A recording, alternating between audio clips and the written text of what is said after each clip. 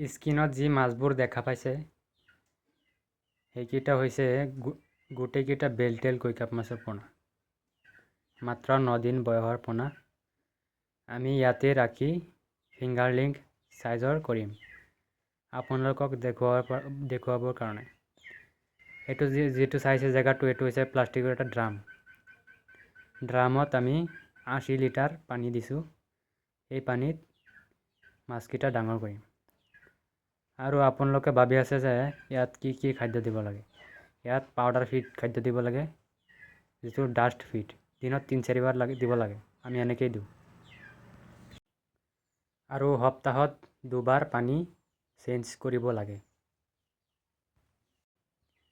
এই মাছকেইটা লাহে লাহে ডাঙৰ হৈ থাকিব আৰু মাছৰ কালাৰটো ইমান ধুনীয়া হৈ থাকিব লাহে লাহে। আৰু এটা ড্ৰাম ইয়াতেই ইয়াত চাওক কিমান পৰিমাণ মাছ আছে। যিসকলে মোৰ ভিডিঅ' ফ'ল' কৰি আছে তেওঁলোকে কমেণ্ট কৰি যদি কয় মই মাছৰ ব্ৰিডিং শিকিম, মই শিকাব পাৰিম। কোন মাছৰ ব্ৰিডিঙৰ বিষয়ে শিকিব লাগে সেই মাছৰ বিষয়ে মই ভিডিঅ' বনাম, আপোনালোকে কমেণ্ট কৰি জনাব পাৰে।